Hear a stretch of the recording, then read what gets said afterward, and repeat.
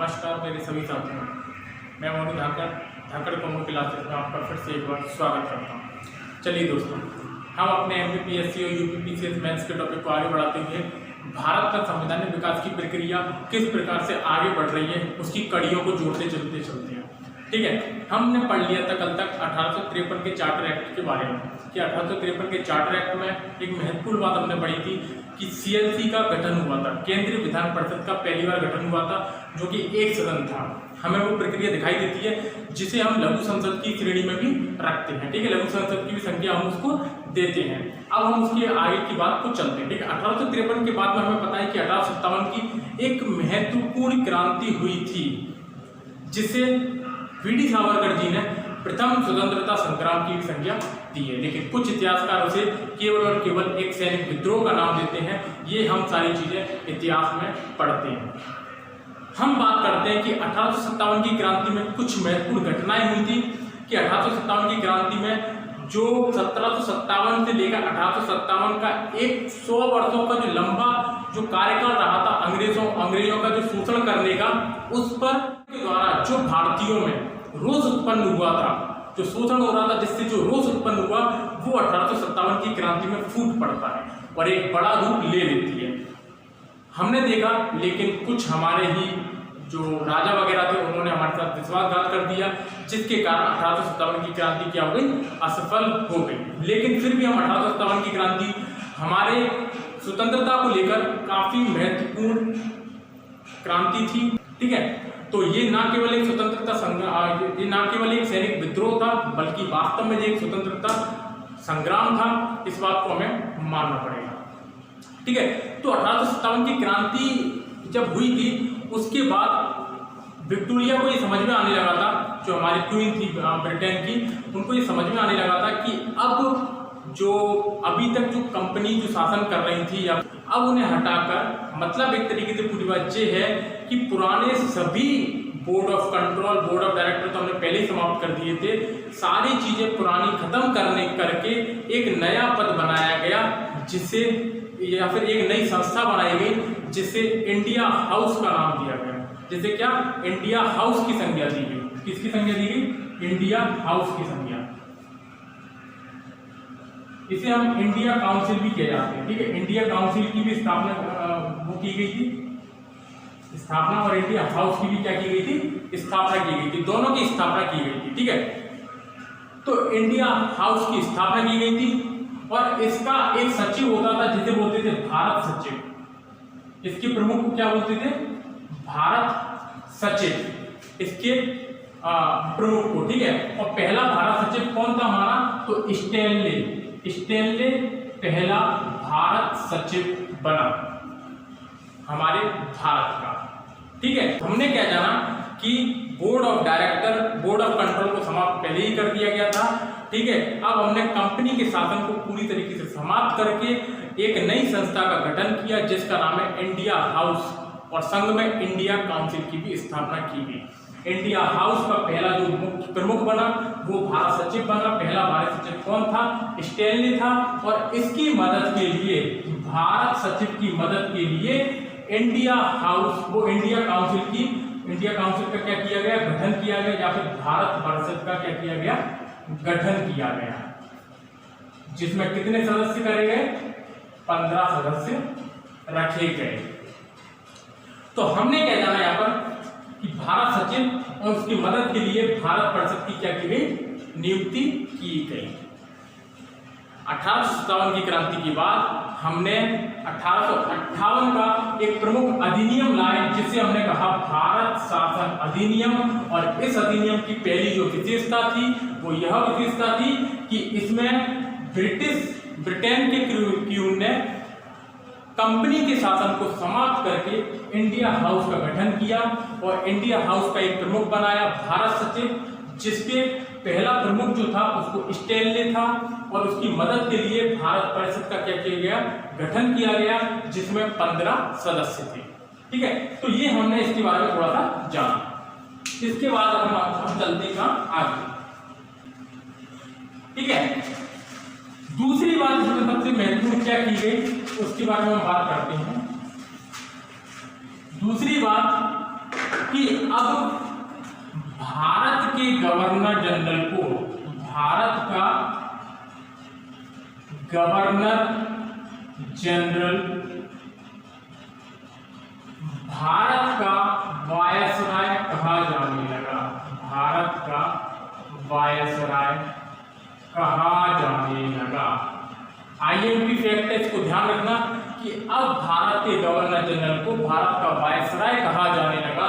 और पहला वायसराय कौन था? तो लॉर्ड कैनिंग था। कौन था? लॉर्ड कैनिंग पहला भारत का वायसराय बना। ठीक है, तो ये एक आईएमपी फैक्ट है, इसको याद रखना। दूसरा मैंने आपको फैक्ट क्या बताया कि भारत सचिव बनाया गया, भारत सचिव बनाया गया, इंडिया हाउस का प्रमुख। संघ में 15 सदस्य भी रखे गए, इंडियन काउंसिल में या फिर भारत परिषद में। इस 15 सदस्य में से 8 सदस्य जो थे वो ब्रिटिश क्राउन द्वारा चुने जाते थे। 15 सदस्य में से जो 8 सदस्य थे वो ब्रिटिश क्राउन द्वारा चुने जाते थे। किसके द्वारा? ब्रिटिश क्राउन द्वारा चुने जाते थे।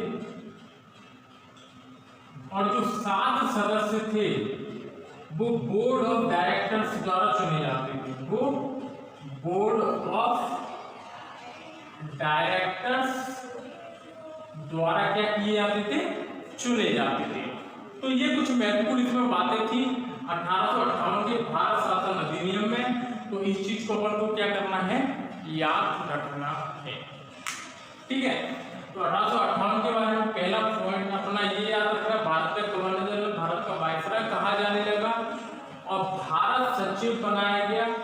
इंडियन हाउस का प्रमुख भारत सचिव बनाया गया। उसकी मदद के लिए इंडियन काउंसिल बनाई गई, उसमें 15 सदस्य रखे गए। 8 सदस्य ब्रिटिश क्राउन द्वारा चुने जाते थे और 7 सदस्य बोर्ड ऑफ डायरेक्टर द्वारा चुने जाते थे। ठीक है, अब हम उसके बारे में चलते हैं आगे।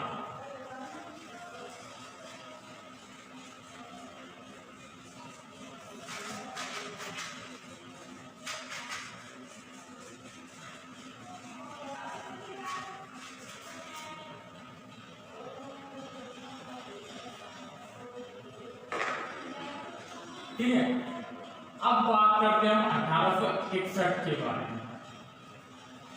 1861 में क्या हुआ इसके बारे में हम क्या करते हैं, थोड़ी सी चर्चा करते हैं। 1861 में पहले पॉइंट के बारे में बात करें, यदि हम पहला आईएमपी पॉइंट के बारे में बात करें तो जो हमारी वायसराय परिषद थी, वायसराय जो परिषद थी उसके पहले हमारे सदस्य कितने थे? क्योंकि जो गवर्नर जनरल परिषद थी वही तो वायसराय परिषद होगी। क्यों? क्योंकि हमने गवर्नर जनरल की जगह वायसराय को नियुक्त कर दिया, वायसराय पद नाम दे दिया और गवर्नर जनरल परिषद की जगह वायसराय परिषद उसका नाम पड़ गया। तो गवर्नर जनरल परिषद के पहले सदस्य कितने थे? हमारे 4 थे। तो अब इस एक्ट के अंतर्गत वायसराय परिषद के जो 4 सदस्य थे उसमें एक को और बढ़ाया गया और उस एक जिसको बढ़ाया गया उसको विधि या फिर वित्त का ज्ञान होना बहुत जरूरी था। वित्त का ज्ञान होना जरूरी था। इसको वित्त मंत्री भी कह दिया जाता है। विधि या फिर वित्त का मंत्री बनाया गया और उसको इसका ज्ञान होना बहुत जरूरी था। ठीक है, तो ये कितने हो गए? 4 और 1 5। ठीक है, अब इसी के बाद आप मुझे बताओ कि केंद्रीय विधान परिषद थी, जो मैंने आपको बताया था 1853 में केंद्रीय विधान परिषद जो थी उसमें सदस्यों की संख्या कितनी थी? तो आपने मुझे बताया था कि सर 12 सदस्यों की संख्या थी। कितनी? 12 सदस्यों की संख्या थी। 12 सदस्यों की संख्या में से हमने जाना था जो एक तो अपना गवर्नर जनरल था, एक अपना क्या था, गवर्नर जनरल था, दूसरा हमारा सेनाधिकारी था, और बाकी के 4 हमारे क्या थे, गवर्नर जनरल परिषद थी। ठीक है, तो अब हमारा क्या हो गया कि 4 जो गवर्नर जनरल परिषद को हमने वायसराय परिषद में बदल दिया और एक और हमने इसमें जोड़ दिया, तो कितने हो गए, ये 4 और 1 5 और 6 और 1 7, तो 7 तो हमारे यही हो गए, 7 तो हमारे ये हो गए। उसके बाद 6 हम यहाँ से चुनते थे, 6 हम कहाँ से चुनते थे, अन्य में से चुनते थे, तो 6 यदि अन्य में से चुनते थे, अब क्या कर दिया कि इसकी मिनिमम जो रख दी वो 6 सदस्य रख दी, अतिरिक्त जो सदस्य हैं, याद रखना केंद्रीय विधान परिषद में जो अतिरिक्त सदस्य में से अतिरिक्त सदस्य जो थे ये तो फिक्स है, ये जो अतिरिक्त सदस्य थे इनकी मिनिमम संख्या 6 रख दी गई और अधिकतम संख्या इसकी तो 12 कर दी गई।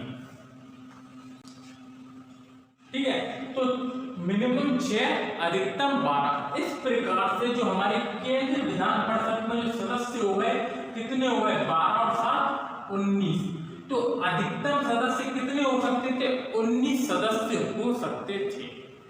जैसे कि हमें पता है कि हमारी लोकसभा में अधिकतम सदस्य कितने हो सकते हैं, अभी 552, लेकिन है कितने, 545। अभी हाल ही में जो एंग्लो इंडियन चुने जाते थे वो हट गए हैं, अब तो अब कितने सदस्य रह गए हमारे, 543 ही रह गए हैं। और लोग राज्यसभा में हमारे कितने हैं, 250 हैं, और अभी कितने हैं सदस्य, 245। ठीक है, तो यही उसी प्रकार से है कि 19 सदस्य इसमें बन गए, क्योंकि अभी हमारे पास क्या है, एक सदन की व्यवस्था है, यही हमारी क्या करती थी, कानून बनाती थी। दूसरी के बारे में मैंने आपको बताया था कि दूसरी क्या करती थी, कानून को एग्जीक्यूट करती थी या फिर कानून को क्या करती थी, लागू करती थी। ये हमने इसके बारे में बात करी। तीसरी मुख्य बात इसके बारे में जाने हम,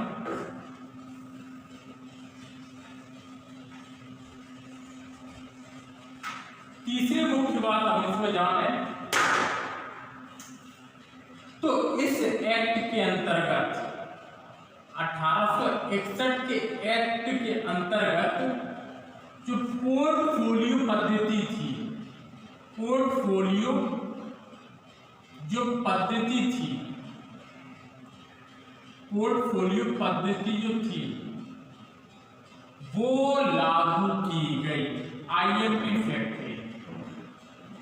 1861 के एक्ट के अंतर्गत ही पोर्टफोलियो पद्धति लागू की गई, जिसको हम विभागीय पद्धति के नाम से भी जानते हैं, जिसको हम विभागीय पद्धति के नाम से भी जानते हैं।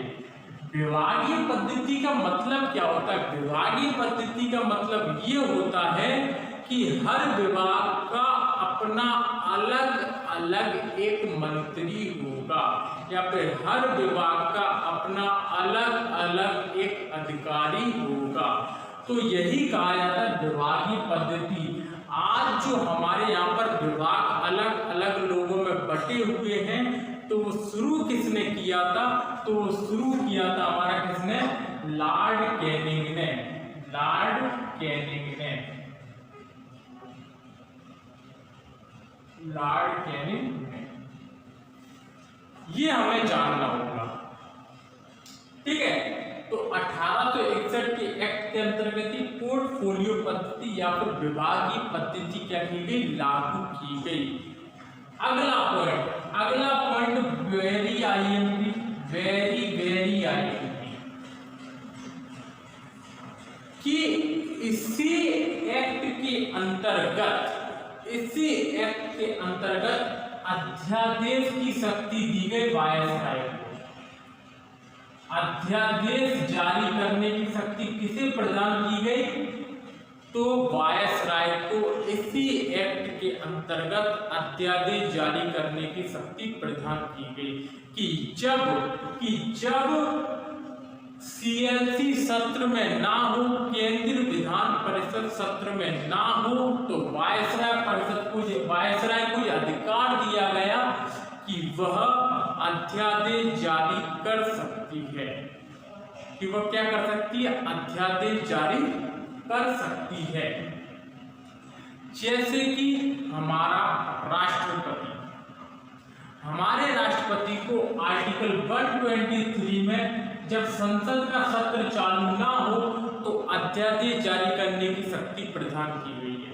तो पहली बार अध्यादेश का जो प्रमाण मिलता है या फिर अध्यादेश की जो बात कही गई वो कहाँ कही गई, तो अध्यादेश जारी करने का एक्ट जिसमें बात की गई वो था 1861 का एक्ट। इस अध्यादेश में ये बात की गई कि इसके वायसराय के द्वारा जारी किया गया अध्यादेश 6 महीने तक प्रभावी रहेगा।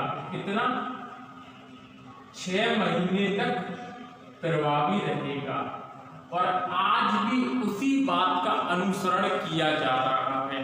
देखो हमारे गांव पर विकास की प्रक्रिया किस प्रकार से चली आ रही है कि यहाँ पर जो अध्यादेश था वही आज की डेट का अध्यादेश है। हमने एज इट इज उठाया इस चीज को। यहाँ पर अध्यादेश जारी करते हैं तो 6 महीने तक लागू रहता है। और हमारे यहाँ पर जो 123 आर्टिकल के अंतर्गत जो राष्ट्रपति को अध्यादेश जारी करने की शक्ति प्रदान की गई है, राष्ट्रपति को अध्यादेश जारी करने की जो शक्ति प्रदान की गई है वो भी 6 महीने की है। 6 महीने को वो अध्यादेश जारी कर सकता है, लेकिन 6 महीने बाद जब संसद का सत्र चालू हो तो उसे 6 हफ्तों के अंदर कराना होगा।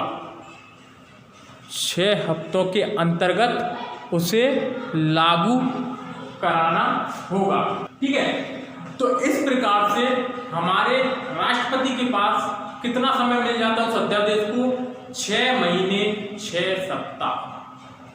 तो ये हमारे राष्ट्रपति को क्या मिल जाता है? इतना समय मिल जाता है। लेकिन जो अध्यादेश जारी करने की जो शक्ति थी वो 1861 के एक्ट के अंतर्गत ही लाई गई।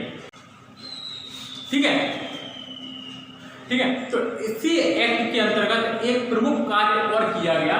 तो इसी एक्ट के अंतर्गत एक प्रमुख कार्य और किया गया कि बंबई और मद्रास प्रांत, बंबई और मद्रास प्रांत की जो विधान परिषदें जो थी, बंबई और मद्रास प्रांत की जो विधान परिषदें थी, उन्हें वित्त के क्षेत्र में कुछ महत्वपूर्ण निर्णय लेने का अधिकार प्रदान कर दिया गया।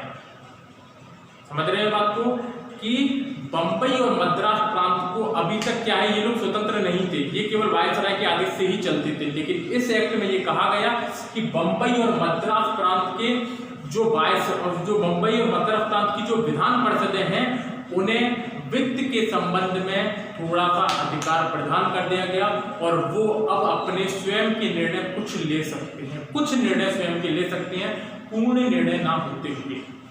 तो इस प्रकार से 1861 के अधिनियम में कुछ महत्वपूर्ण बातें कही गई जो कि हमारे पेपर के हिसाब से बहुत ज़्यादा महत्वपूर्ण हो जाती हैं। 1861 और 1858 दोनों ही एक्ट अपने आप में बहुत महत्वपूर्ण रखते हैं।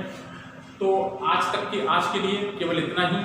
फिर मिलेंगे किसी नेक्स्ट वीडियो में, तब तक के लिए धन्यवाद। और यदि वीडियो अच्छी लगे तो लाइक, शेयर एवं कमेंट करके जरूर बताना कि आप लोगों को वीडियो कैसी लगी।